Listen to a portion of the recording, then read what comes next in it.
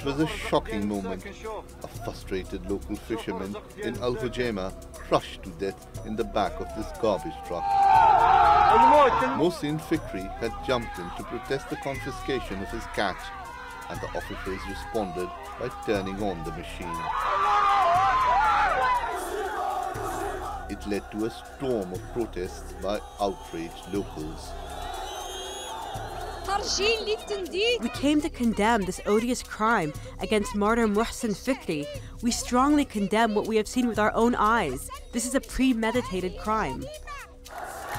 The protests have since grown into a resistance movement. It's called Hirak al-Shabi, or the Popular Movement, and it's calling for the state to do more to create jobs and social infrastructure in the impoverished Al Rif region. It's got the government worried. Al Rif was the springboard for Morocco's part of the Arab Spring protests in 2011. Spreading across the country, they resulted in King Mohammed VI handing over part of his total power as monarch to an elected assembly. But the king still remains very pivotal, as he demonstrated in breaking a recent political deadlock to bring in a new coalition government that consolidates his position. That's something the original protests had campaigned against.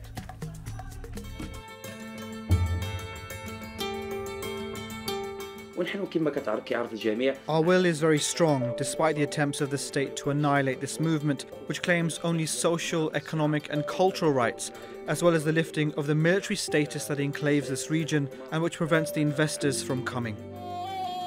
Nasir Zefzafi was an unemployed former bouncer from Al Hujayma.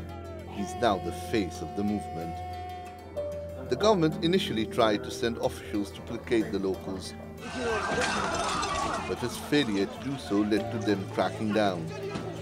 The government now calls the movement separatist and has arrested its prominent figures. They attacked us at the house as if it were in the movies. It was ferocious. Men dressed as ninjas. It's as if we were building explosives in the house. They were 20 people. They got my brother up and destroyed our house. Our parents were very scared. It terrified us. Zefzafi is among those taken into custody, and that crackdown has transformed the peaceful protesters into mobs battling the security forces. It's also ignited demonstrations across the country, people coming out in solidarity with Al Rif and what they say is the government's continuing inability to reform a flawed political economy. Shoaib Hassan, the Newsmakers. Well, joining me now from Rabat is Mohammed Shtatu. He's a political analyst who specializes on politics, culture and terrorism in the Middle East. And from Provence in France is Abu Bakr Jamai. He's the founder of lacomid.com, a news website that focuses on reporting political events throughout Morocco. Gentlemen, thank you very much for joining us. Mohammed, if I can begin with you. Many people looking at the story from the outside find immediate similarities between Mohsin Fikri, a fishmonger who had his stuff confiscated, ended up dying in the process, and Mr. Bouazizi in Tunisia in 2011. Is that the way Moroccans see it? Yeah, it's true. I mean, the similarities are striking. The same thing happened in Tunisia with Bouazizi. In Mohsin Fikri was an unemployed fishmonger who was trying to make a living, but he was ostracized by the police, etc. But we have to remember that the region itself, Al Husayma and the Rif, is a region that is marginalized, and this has been going on for over 60 years. There is no infrastructure, there are no factories, no universities, no schools, nothing. And the people of the region are Berber, Amazigh people speaking different language. And they had in the past some problems with the central government because there were uprisings in 1958 and in 1984 and they were badly treated by the central government. So this time, after this fishmonger was killed, people feel humiliation, and they call it hugra. And this humiliation is the fact that the government only comes to beat them, and they don't care about doing things for them, like investment, like bringing jobs and things like that. Right. I would like to say also that in the past, people used to go to Europe to work. Not anymore, and there are lots of expatriates in Holland, in Belgium, in other parts of Europe that sent money to their families, remittances to their families, but not anymore. So there are lots of young people who went to the university, studied, got degrees, but they are unable to get jobs, and that is why they are asking for social justice, that this region should be treated like all the rest of Morocco. Okay. And they calling it the region of despair. And the other parts of Morocco, there is investment. Okay, some interesting points there. Now, before I talk about the crackdown on the protesters, and I'll ask both of you about it, Abu Bakr, would you concur with Mohammed that given the specific context, many of the issues that he mentioned, the fact that it's a region that's somewhat more rural and not urban, it's seen as marginalized, you have mainly ethnic Berbers there and not Arabs. You have a history of it being maybe ignored by the central government. Because of all of that, maybe we should be a little bit cautious about the Arab Spring similarities, because of a lot of the uprisings that happened with the Arab Spring came from the centers of power, that they came from the capital cities in other North African and Arab states.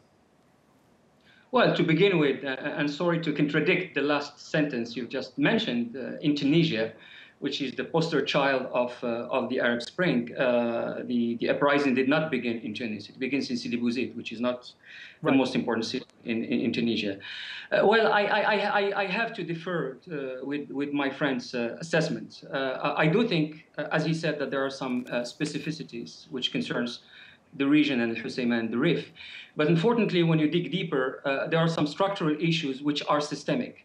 If there is one consensus about the Arab Spring, is that there is one common denominator to all the uprisings, is that the avant-garde of these uprisings were led by urban unemployed youth, and generally urban educated unemployed youth. And if you look at what happened in Morocco since 2011, this data actually worsened. We have more urban educated unemployed youth all over Morocco than we had back in 2011, and that means that the system, the institutional architecture that has been put in place in 2011 simply did not work. We probably don't have time to go into the details about how Al-Husayma is illustrative in many respects of what's happening elsewhere. By the way, the Husayma region is not the poorest region in Morocco. The poorest region in Morocco, you might be shocked by that, is the region of Marrakesh, it's the house. So even when we think about the Rif as being a downtrodden region and especially impoverished region, it's not true that it is the poorest region. There is another region which is worse than the Husayma. Okay, good points. Let's talk about the government's response. Now, many people calling for the king to do more. They're saying the king must step in, and I guess people are waiting for something to happen. So far, the authorities have cracked down. They've arrested hundreds. They've also arrested this man, Nasser Zefzafi. Was that the wrong decision to make by the authorities, Mohammed, given that they called Zefzafi a threat to national security? Yeah, I think it's wrong. I think they went too far. I think the crackdown itself is not necessary because the uprising itself is peaceful from the very beginning. It was done in a very well-organized way. The people there were very disciplined, and all they wanted is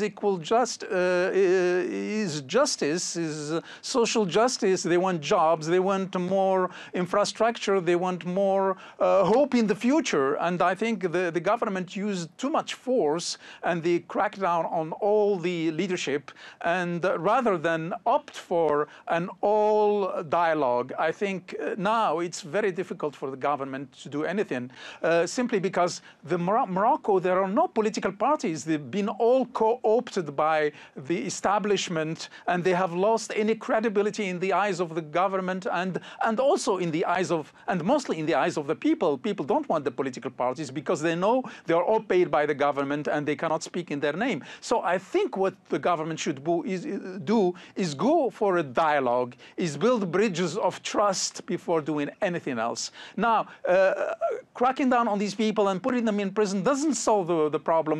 Al-Husseima is in total uprising now, and there are also people who are talking about that probably they should end the peaceful uprising and go to something else. I hope they don't, but I think everybody is waiting for the king to step in as soon as possible. Maybe probably before Al-Eid, he will release all the political detainees and start discussion with these people, not with the elected people, because the elected people do not represent, and I emphasize that, do not represent the population of this region.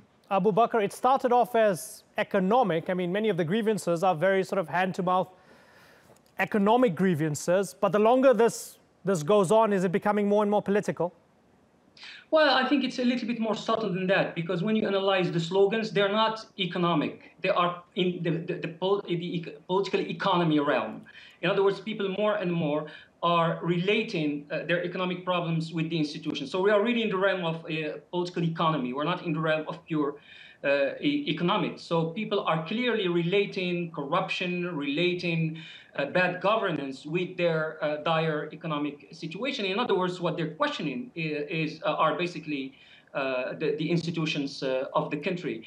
And it makes it even harder for the government, because you cannot deliver on the spot roads and hospitals and universities, which is basically what the demonstrators are asking. But the problem here is that the regime has lost its credibility, has depleted its political credibility tank, because it already pulled that card before in 2011, right. And it didn't work. So hence the violence of repression. Do you think they just deferred it back in 2011? They sort of bribed the population for a few years, but now all those underlying issues are coming to the fore? In a sense, I would say that what happened, and this is the big difference with 2011. The big difference with 2011 is that the PJD, the Party of Justice and Development, which at the time had some credibility and basically decided to support the king's approach to the crisis in 2011 by supporting the constitutional process, etc., has itself depleted its credibility. In other words, the shock absorber that the PJD was then is no more. So what we have today, and that's what the situation is dangerous, is that the monarchy and the power elites are really at the forefront of this confrontation without any meaningful shock absorber. Well, so far, the protests are in the Rif region. In Al-Husseima, we'll have to watch this closely. I would say also... Jump in, Mohammed. Yes, very briefly, please, 20 seconds, because I've got to move on. But come in, Mohammed. Yeah, I would like to say that the Hirak Shabi, or the uprising in Al-Husseima, is the uprising of the whole of Morocco, because people have been waiting for changes, for the end of corruption, co-optation and representation in parliament. All the people, the politicians, are extremely corrupt, and I think the establishment has to move fast before this becomes really the uprising of Morocco and the Moroccan Spring. Yeah, we'll be watching it very closely. Gentlemen, it's been a pleasure getting a deeper understanding of what's going on in Al-Husseima and in the broader country of Morocco. Thanks so much for joining us.